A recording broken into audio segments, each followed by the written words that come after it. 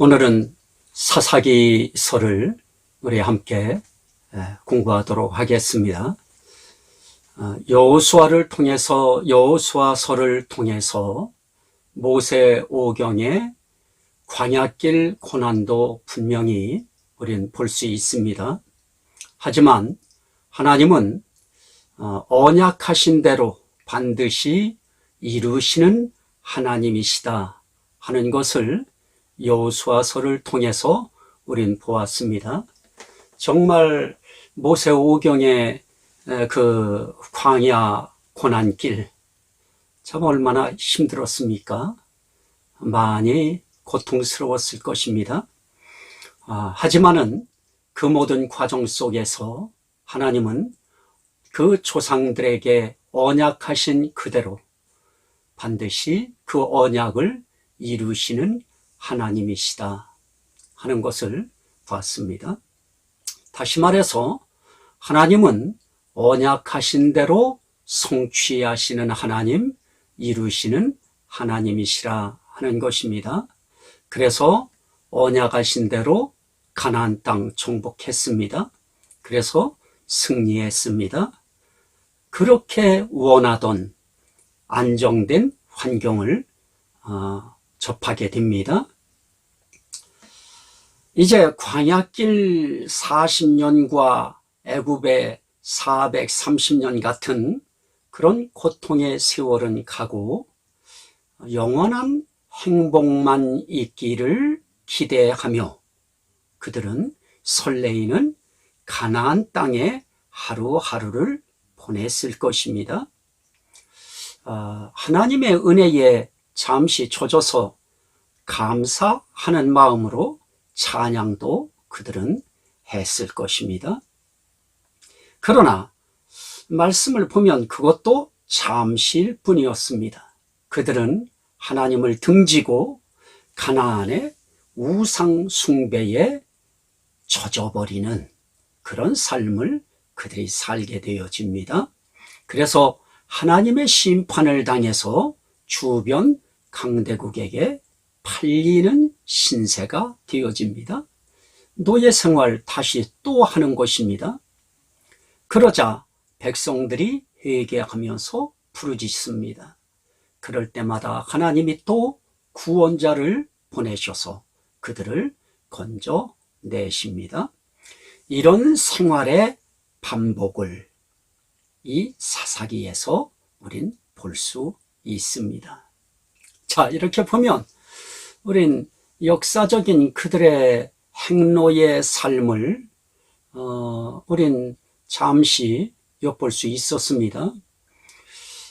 여호수아를 통하여 가나안 땅을 정복하고 그리고 또 그들에게 땅까지 분배해 주었으니 이제 그들의 삶은 그냥 영원한 행복, 해가 지지 않는 이스라엘의 인생길, 아마 그런 노래를 그들은 희망차게 부르고 있었을 것입니다.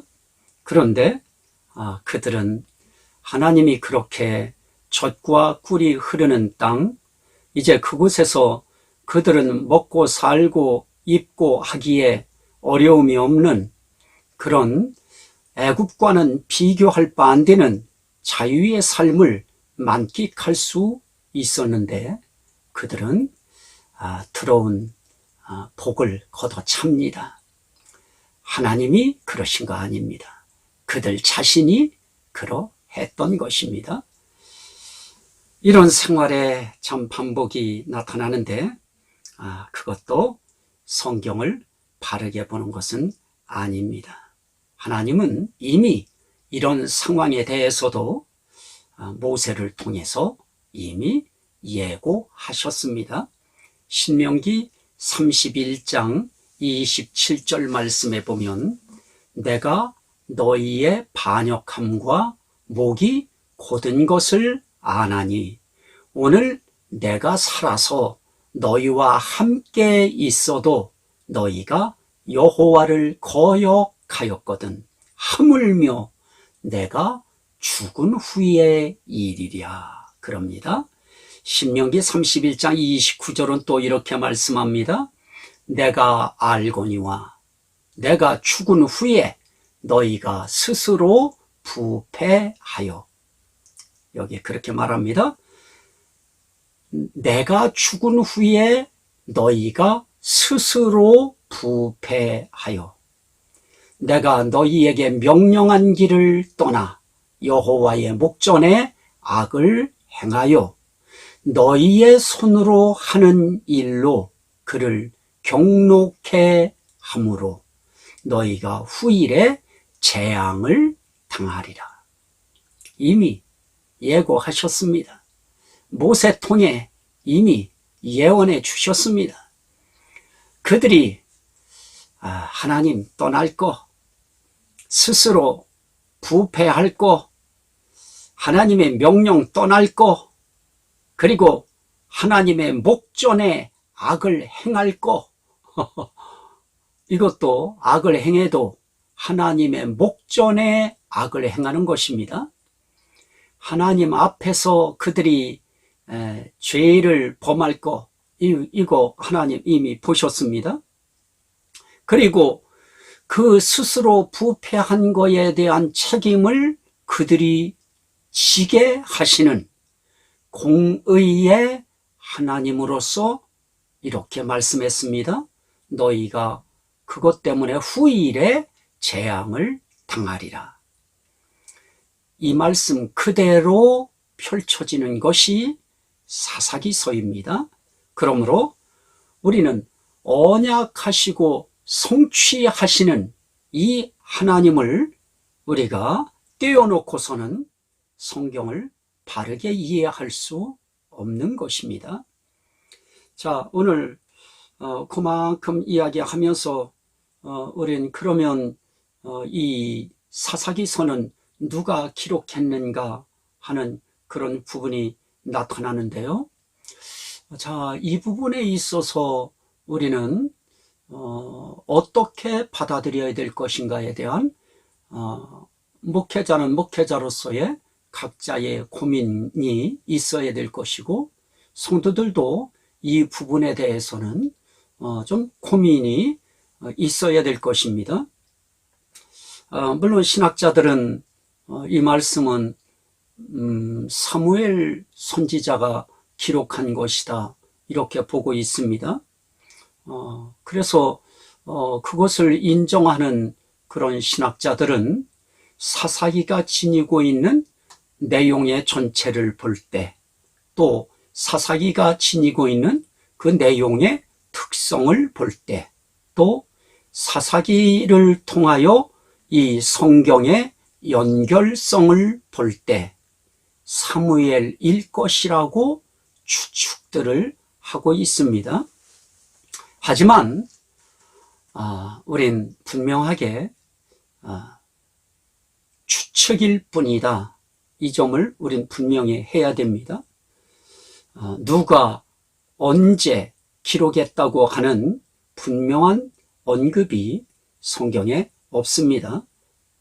여기서 우리가 내려야 될, 가져야 될 고민도 있지만 여기서 우리가 내려야 될 단언도 우리가 함께 고민해야 됩니다. 자, 성경에 없어요. 그러나 그 모든 내용을 통해서 성경의 연결성을 볼 때 이게 누구일 것이다, 뭐 추측은 누구나 할 수 있을 것입니다. 그러나 그 답은 알 길이 없습니다. 이것은 이 말씀을 기록한 그분만 알고 하나님만 아실 것입니다. 그러므로 이 부분에 대한 논쟁, 마찬가지입니다. 연대도 역시 마찬가지입니다. 성경에 몇 년에 이렇게 했다고 하는 것을 정확하게 계산할 수 있을 정도의 그런 부분들을 보여주시지 아니하는 한 우리는 연대도 우리는 추측일 뿐입니다. 가정일 뿐인 것입니다. 그러니까 연대와 더불어서 이 기록자가 누구냐 하는 부분까지를 우린 함께 모두어서 이것은 성경엔 답이 없다 하는 것입니다. 추정일 뿐이다 하는 것입니다. 그러면 우린 어떤 결단을 해야 됩니까?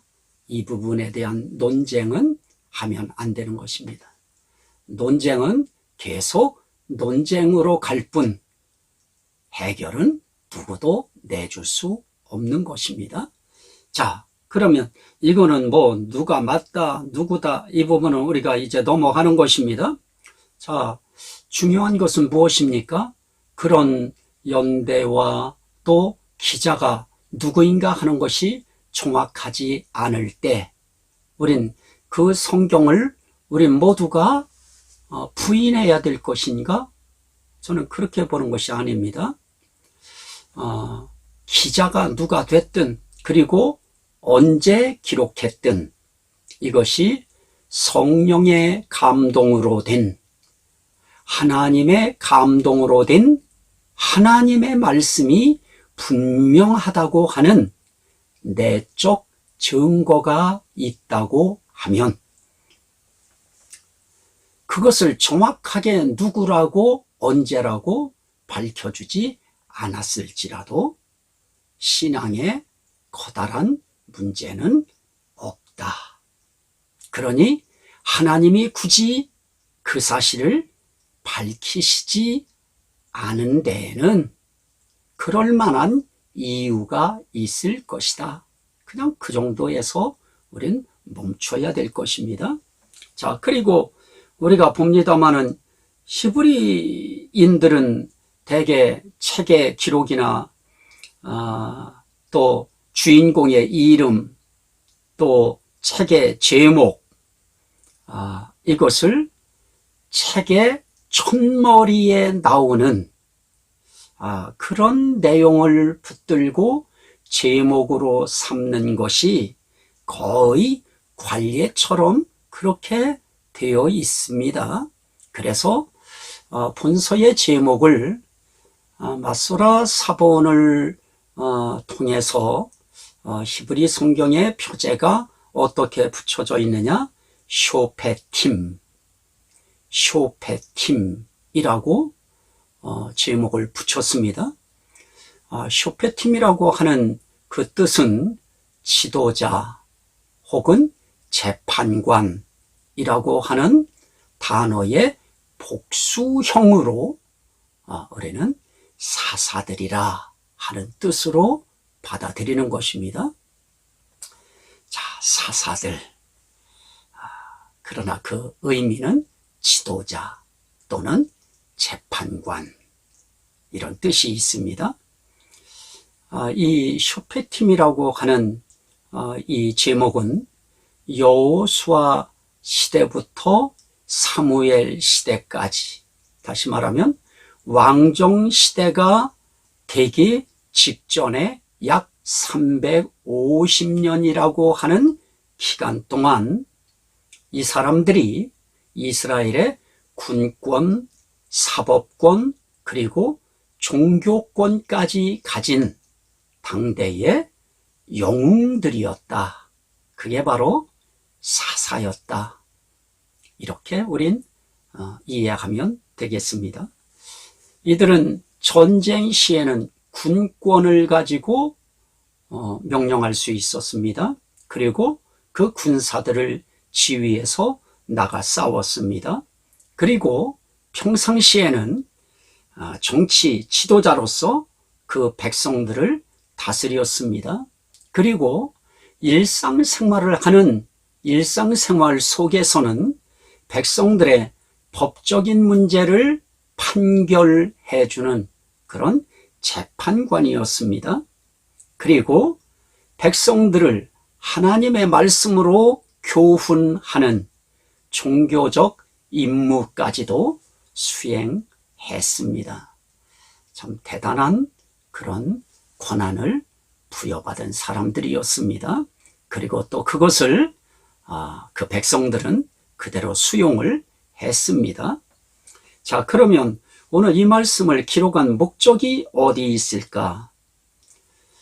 여호수아가 죽은 후에 하나님을 배반하고 불순종하는 그런 이스라엘 백성들을 하나님께서 주변에 세워져 있는 강대국들, 다시 말하면 이방 민족들에게 붙여서 고통당하게 하시고 괴로움 당하게 하시고, 그래서 결국 힘드니까 그들이 자신들의 잘못을 깨닫고 뉘우치도록 섭리하시는 하나님, 이 하나님을 계시하시려는 데에 그 기록 목적이 있다 하는 것입니다.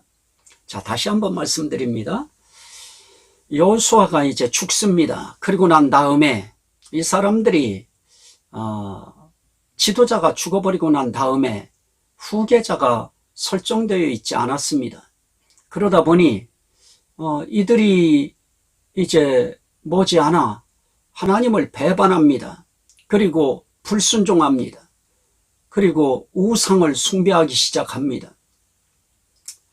이런 백성들을 하나님께서 부패한 백성으로 보시고 그들에게 재앙을 내리시는데, 그 재앙은 다른 것이 아닙니다.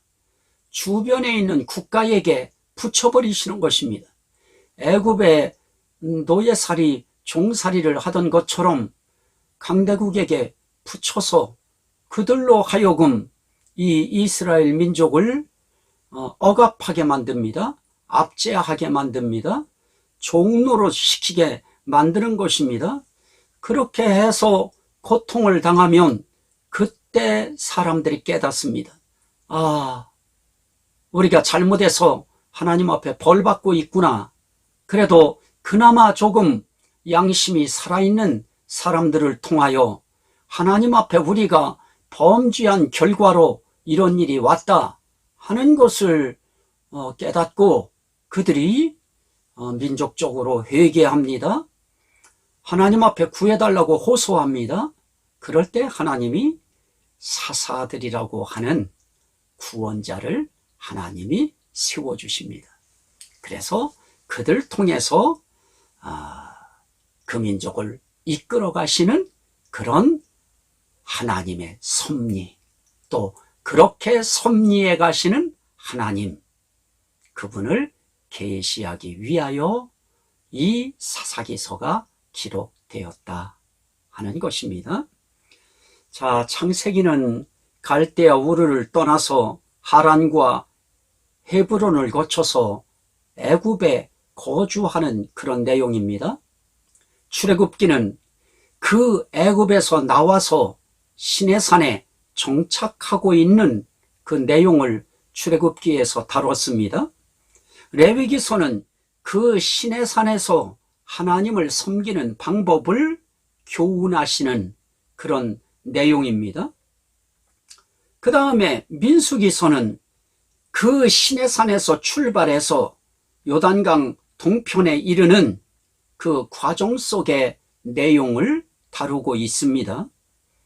그리고 신명기서는 요단 동편에서 모세가 죽기 전에 앞으로 여호수아가 요단강을 건너서 가나안 땅으로 백성을 데리고 들어가기 전에 이곳에서 이스라엘 백성들을 다시 한번 교육하는 내용입니다.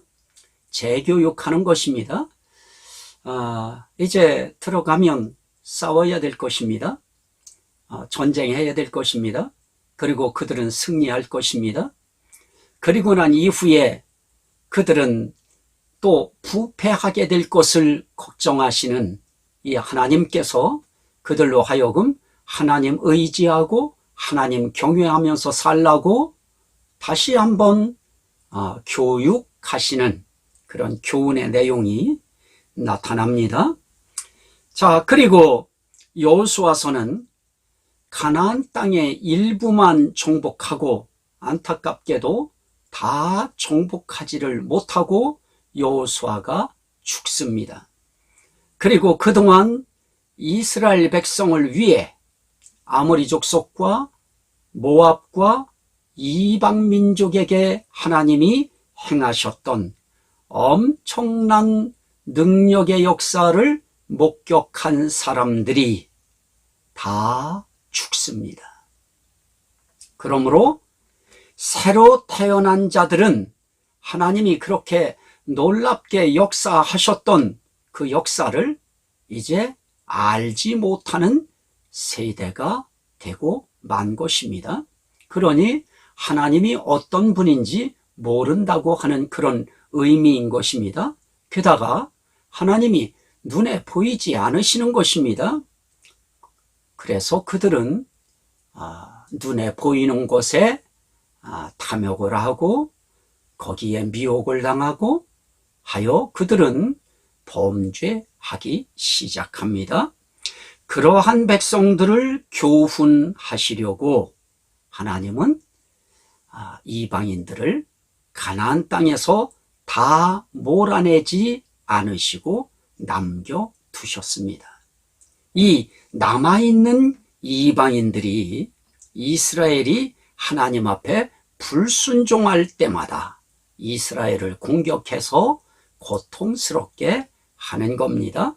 그걸 히브리 기자는 징계라고 표현했습니다. 이렇게 하나님께서 사용하신 이방인들을 통해서 고난을 당해봐야 비로소 잘못을 깨닫고 하나님 앞에 돌아오는 것입니다. 이렇게 하여 결국은 그들이 고난 속에서 잘못을 깨닫고 그리고 하나님이 베푸시는 그 은혜로 우리가 여기까지 왔고 살아가고 있구나 하는 것을 깨닫게 하나님이 만들어 주시는 것입니다. 사사시대에는 사사가 가르치는 자이면서 싸우는 장수도 되고 그리고 통치자도 되는 이런 이중적 직책을 가지고서 백성들을 다스렸습니다.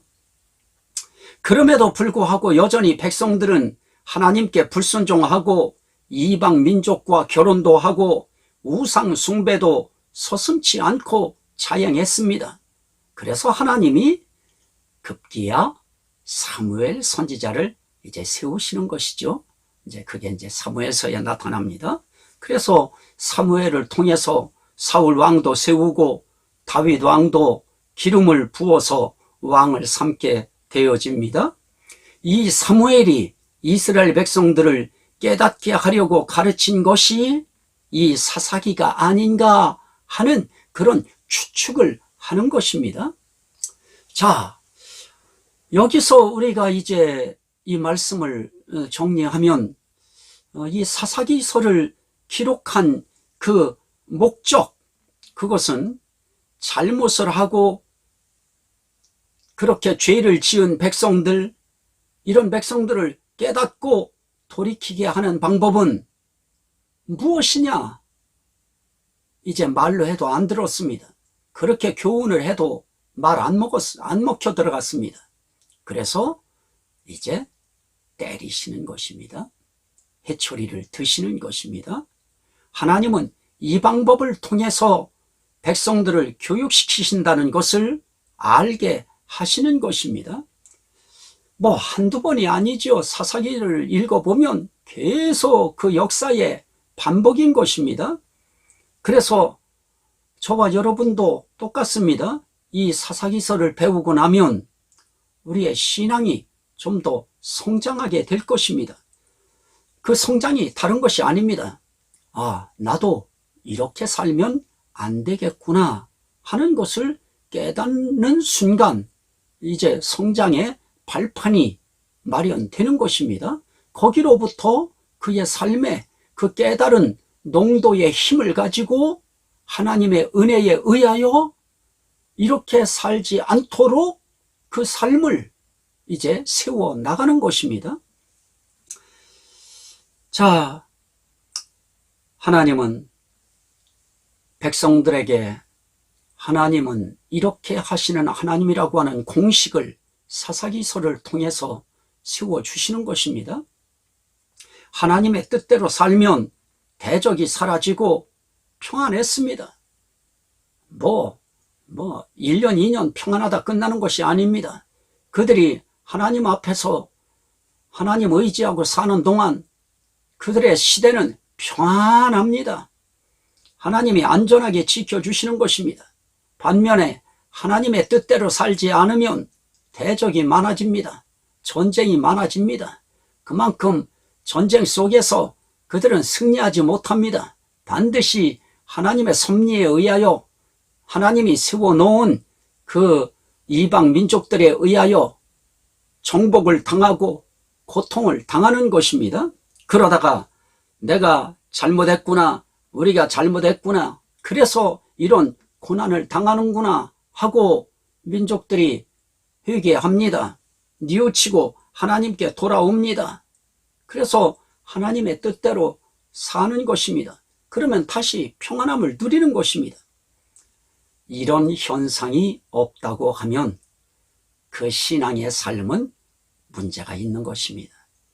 반드시 이런 과정을 통해서 하나님이 역사하신다고 하는 것을 가르쳐 주는 것이 바로 사사기서인 것입니다. 자, 생각하십시오. 내 앞에 대적이 있는가 없는가 항상 점검해야 합니다. 우리에게 사사보다, 아니 그 어떤 왕보다 우리에게 소중하고 필요한 그런 구원자는 그런 사사들 아닙니다. 그런 사람들 유형과는 수준이 다릅니다.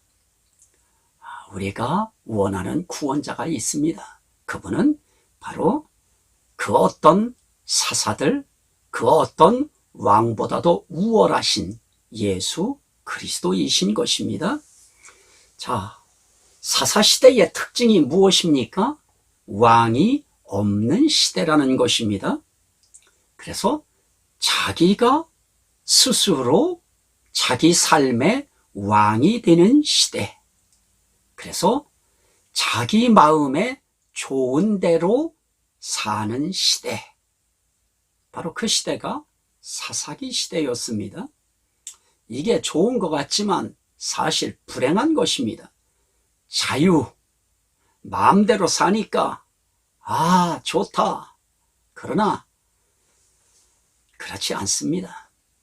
자유도 내가 주인이 되어서 자유를 누리면 그 자유가 행복한 자유가 아니고 불행한 자유가 될 확률이 99.9%가 아닙니다. 100%인 것입니다. 우리는 예수 그리스도를 모시고 예수 안에서 주어진 그 틀 속에서 사는 것이 제일 행복한 것입니다. 예수 없이 사는 그런 자유의 세상이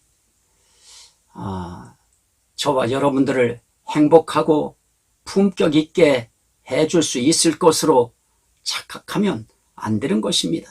내 마음에 좋은 대로 사는 세상, 내 본성이, 본능이 꿈틀거리는 대로 사는 세상, 그 세상이 바로 사사기 세상인 것입니다. 자, 자유가 있었습니다.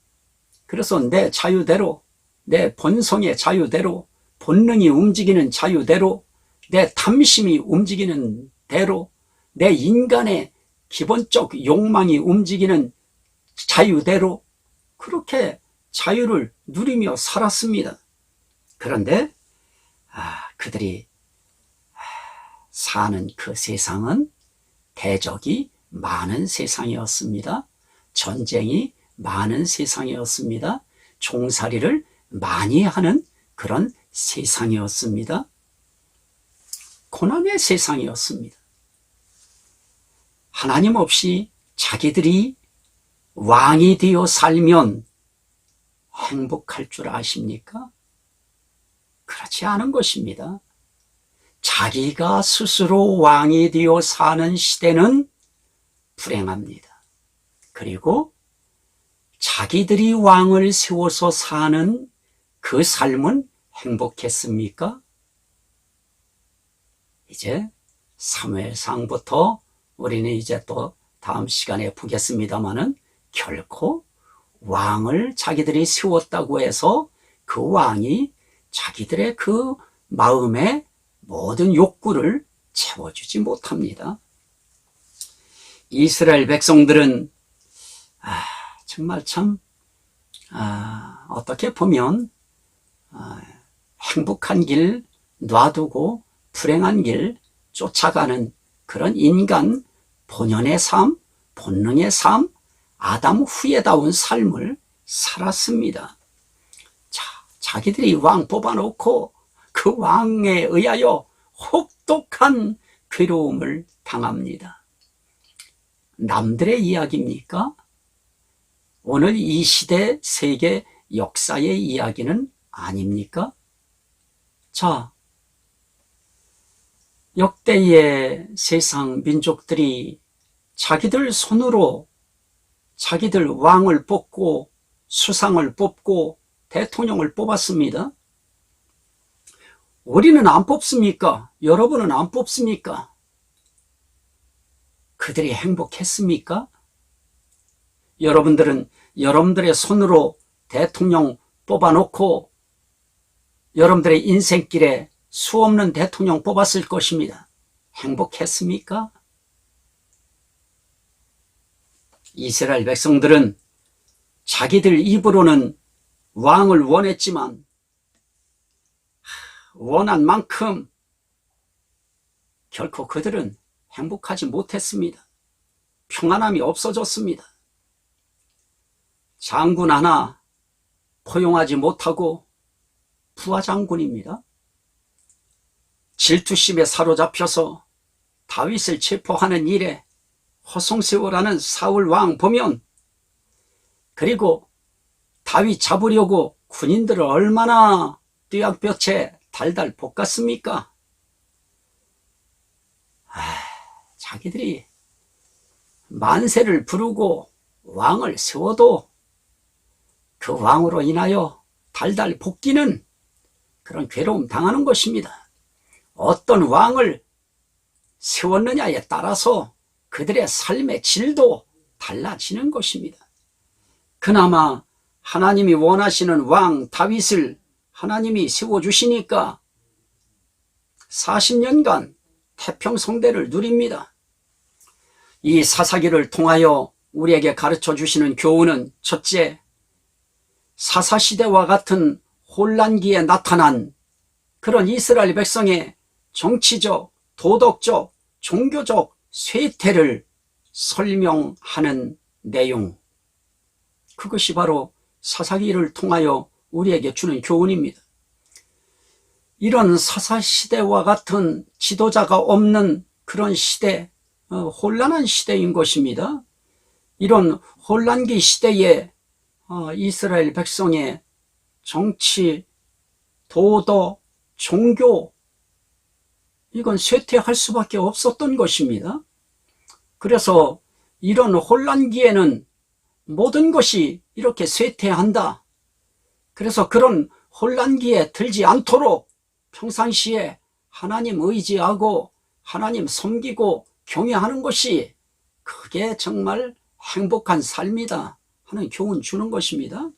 두 번째로는, 그렇게 정치, 도덕, 종교적 쇠퇴가 와진 결과 이스라엘의 공동체, 민족 운명이 어떻게 되었는가를 설명함으로써 후대 사람들에게 그렇게 살면 너희도 이렇게 된다라고 하는 교훈을 주기 위한 것입니다.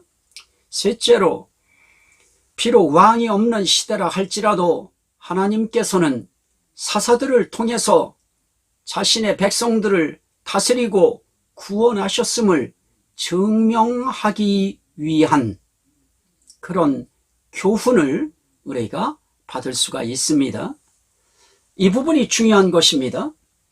하나님은 그 어떤 시대 상황 속에서도 하나님은 당신의 백성들을 다스리고 구원해 가시는 것입니다. 시대 속에 하나님께서 또 세울 자를 세워주시는 것입니다. 본서의 요절은 2장 22절로 봤습니다. 이는 이스라엘이 그들의 조상들이 지킨 것 같이 나 여호와의 도를 지켜 행하나 아니하나 그들을 시험하려 함이라 하시니라. 이거 하나님께서 이미 다 하나님의 계획표 속에 참 이 모든 것들이 그 경륜 속에 이미 다 포함되어 있었다고 하는 것을 알 수 있습니다. 인간들이 어떻게 움직일 거 하나님이 이미 다 아시고 계셨던 것입니다. 이스라엘은 모세나 여호수아가 우려했던 그대로 하나님을 떠나게 되었습니다. 그 결과 가나안 땅을 지키지 못하게 되는 것입니다. 그들은 하나님 입장에서 볼 때에 사악한 우상 숭배에 빠졌고 도덕적으로 정말 심각한 타락에 빠지고 말았습니다. 내적으로는 이스라엘의 부패가 최악에 치달았고 외적으로는 이방인의 압제가 전쟁이 끊이지 않았습니다. 그러나 회개하고 하나님의 도움을 요청하기만 하면 하나님은 그들을 향해서 언제든지 구원의 손길을 내밀어 주셨습니다. 여기서 볼 수 있는 중요한 것이 무엇입니까? 인간의 나약성과 하나님의 신실성입니다. 그리고 또 하나는 하나님의 절대 주권입니다. 하나님은 이스라엘이 범죄할 때 그들을 징계하시기 위해서 주변 열강을 일으켜서 세우셨습니다. 그리고 그들 통해서 침략하게 만드셨습니다. 그러나 회개하면 열강들의 죄악을 보시고 그 열강을 가차없이 심판하셨습니다. 그러므로 하나님은 인간 역사의 궁극적인 주관자, 주권자이시면서 모든 민족의 흥망성쇠를 결정하시는 절대자이심을 가르쳐주는 그런 말씀입니다. 자, 다시 한번 봅니다. 자, 이스라엘 백성들이 범죄합니다. 그러면 하나님이 옆에 세워놓았던 그런 옆에 주변 국가를 통하여 이스라엘을 징계하게 만듭니다. 몽둥이로 옆에 나라를 사용하시는 것입니다. 그래서 그 막대기로 사용하셨다가 하나님께 회개하는 자기 백성들의 그 울부짖음을 보시고 그때 하나님의 눈길이 누구에게 가느냐? 자기 백성을 억울하게 고통스럽게 만들었던 이방 민족들 열강을 그때 심판하시는 것입니다. 아주 호되게 심판을 하십니다. 이렇게 함으로써 민족의, 그것도 모든 민족이죠, 온 민족의 그 흥망성쇠를 주관하시는 분이 나라의 지도자가 아니고 하나님이시다 하는 것을 가르쳐 주시는 것입니다. 또 하나는 하나님께서는 약한 자들을 들어서 하나님의 뜻을 이루는 그런 종으로, 도구로 사용하시는 분이시다 하는 것입니다. 다들 약한 자, 하나님이 그런 사람들 붙들어서 사사기서에 보면 사용하셨습니다. 자, 그럼 본서의 주제는 어떻게 정해야 될까요? 결국 승리하게 하시는 하나님, 승리하게 하시는 하나님. 그 백성들 잘못할 때 하나님께서 그들 회개시켜서 구원자 세워서 그 열강과 싸워서 이기게 만드시고 그 백성들을 구원하게 하십니다. 이 승리는 인간 승리 아닙니다. 하나님의 승리인 것입니다. 하나님께서 그렇게 하시는 것입니다. 그리고 그 범죄한 백성들 깨닫게 해서 회개하는 그 순간 그 백성을 또 승리케 하시는 것입니다. 이런 여러 가지의 복합적인 승리를 주시는 하나님. 자, 인간으로서 이스라엘 백성은 죽었다 깨어나도 열강의 압제 속에서 스스로 벗어날 수 없습니다. 하지만 하나님께서 사사들을 세우셔서 승리가 왔습니다. 그렇습니다. 하나님 앞에서는 회개, 다시 말하면 하나님 의지하고 자기 방식과 생각을 내려놓는 자기 포기만이 문제를 해결하고 그리고 승리를 보장받고 평안한 삶을 누리는 그런 길이다. 이거 우리가 알면 되겠습니다. 그럼 본서의 내용을 우리가 분해를 좀 해야 되겠는데요.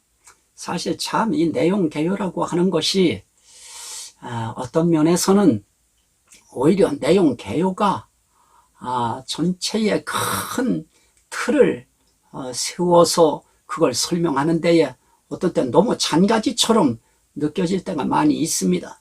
그래서 저도 불가불 말씀을 크게 두 가지로만 봤습니다. 1장 1절부터 3장 6절은 언약하신 백성들을 시험하시는 하나님, 그 3장 6절까지 속의 내용을 보면 하나님께서 이 백성들이 어떻게 하나님 말씀 지키며 사는지, 명령을 지키는지 안 지키는지 시험하려 하심이라 하는 말씀들이 나타납니다. 언약하신 백성들을 시험하시는 하나님. 그 다음에 3장 7절부터 마지막 장 25절, 21장 25절까지에는 선택하여 세우신 사사들을 통해 언약의 백성을 구원하시는 하나님.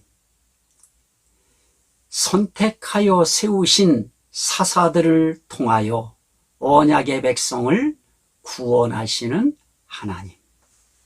자, 이런 틀 속에서 성경을 보시면 그 사사기서가 하나님의 하나님 되심을 아주 부각시킬 수 있고, 또 거기에 언약의 자손, 언약의 백성, 또 지도자, 인간 지도자와 우리 구원의 지도자 예수 그리스도를 대비시키면서 말씀을 풀어가면 또 구속사적으로 예수를 증거할 수 있는 그런 틀도 마련할 수 있게 되어질 것입니다.